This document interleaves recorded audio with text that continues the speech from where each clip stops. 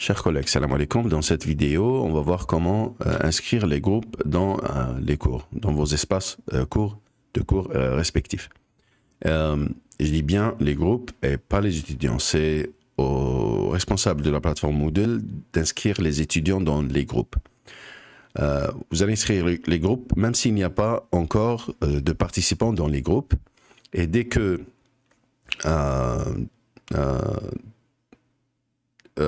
juste après que les étudiants sont inscrits dans les cohortes, les groupes, vous aurez directement, les participants vont apparaître directement dans vos espaces de cours.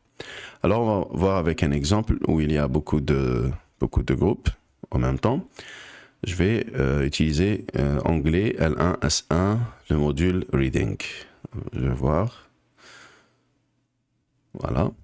À propos de les paramètres du cours, ou bien l'interface de la plateforme, c'est exactement comme la version précédente, sauf que l'alignement des menus, des menus et des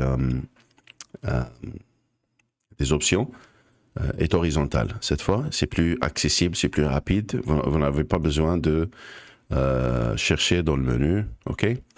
Il y a Edit Mode, le mode édition. Vous pouvez y accéder directement à travers le dashboard, le tableau de bord.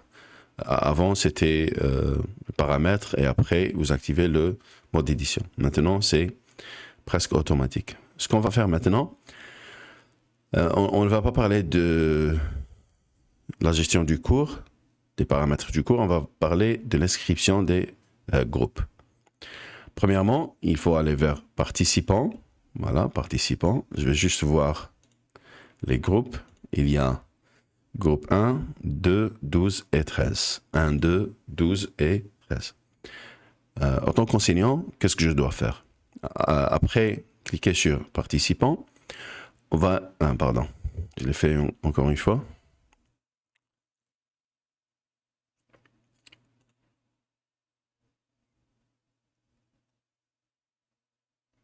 Petit problème de connexion. Voilà.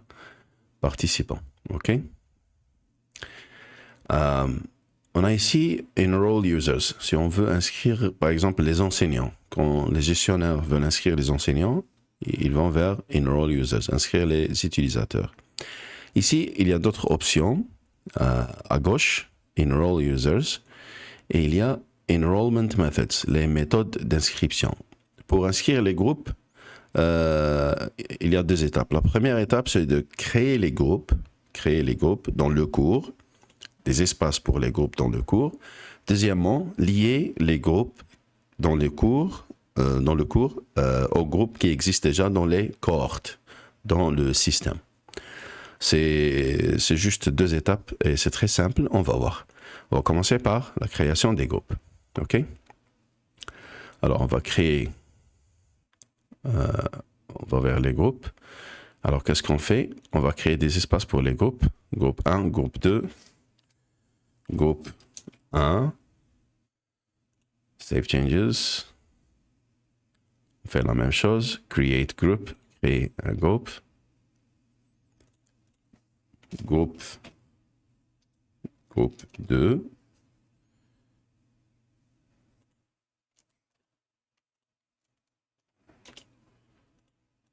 Je vais juste copier le lien pour faire ça rapidement. Alors, on a groupe 2, Save Changes, groupe 12, Save Changes. Fait la même chose avec groupe 13. J'ai juste copié le lien plusieurs fois pour faire l'opération rapidement. Alors, on a groupe 1, 2, 3, 12 et 13. La prochaine étape, c'est de... on revient vers participants. On revient toujours vers participants. La deuxième étape, c'est de choisir la méthode de la synchronisation des cohortes. Et on fait ça 4 fois parce qu'on a 4 groupes dans ce module. Alors, la première étape, création des groupes, on l'a déjà fait. La deuxième étape, c'est enrollment methods, méthode d'inscription. Et ce qu'on va faire maintenant, il y a plusieurs méthodes d'inscription. Il y a accès anonyme, on l'a désactivé pour tous les cours. Il y a self-enrollment, on peut créer des cours avec self-enrollment, auto-inscription, pour les enseignants par exemple. Et on a ici add method, ajouter une méthode. On va faire ça 4 fois, cette opération 4 fois. Alors, on va choisir cohort sync, synchronisation des cohortes. Cohort sync. Et on est redirigé directement vers, voilà, cohort sync. Alors, on choisit la cohorte. Normalement, on a groupe 1, on tape 01, on a anglais L1, je ne sais pas. L'essentiel, vous allez anglais L1, 01, ça veut dire anglais première année, groupe 1. Ok, c'est bon. Add to group, on va associer avec un groupe qui est groupe 1. C'est bon. Add method. On refait. On choisit add method, cohort sync. Cette fois, on tape 02 pour faire la recherche. Alors, anglais L1, groupe 2. Et ici, add to group, ajouter un groupe. Bien sûr, le rôle, c'est étudiant par défaut.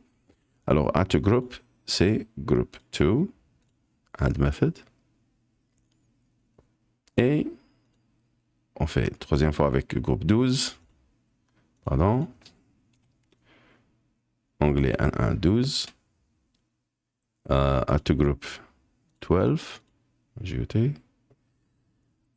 Et cohort sync, encore une fois, à groupe 13, pardon, groupe 13, anglais N1, 13, groupe 13, add method. Alors là, voilà.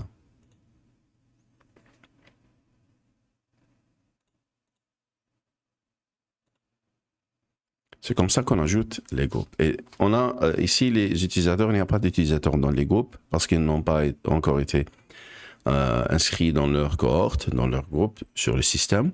Mais les groupes sont déjà inscrits dans le cours. Une fois les étudiants sont inscrits dans leur groupe, ils vont apparaître automatiquement comme participants dans les groupes, dans les cours, leurs cours respectifs. On va essayer avec un autre cohort sync. J'ai créé un groupe fictif, teachers, voilà, teachers, cohort teachers. Si on n'a pas encore créé un groupe pour teachers, on peut directement choisir create new group, add method. Alors, on voit que la cohorte teachers, qui a le rôle étudiant ici, inclut 5 participants. On va vers participants encore. On clique participants. On voit que teacher 5, teacher 4, teacher 1, c'est des comptes fictifs qui appartiennent à groupe teachers cohort. D'accord? Il y a même un étudiant fictif, je pense. Voilà, c'est moi-même. Mouhrouab 2, voilà, qui appartient à groupe 1. Ok, j'ai juste fait l'inscription pour illustration. C'est comme ça que vous inscrivez les groupes dans vos cours et les participants vont apparaître une fois les étudiants sont inscrits dans leur cohorte ou bien dans leur groupe. Merci pour votre attention. À la prochaine, Inch'Allah.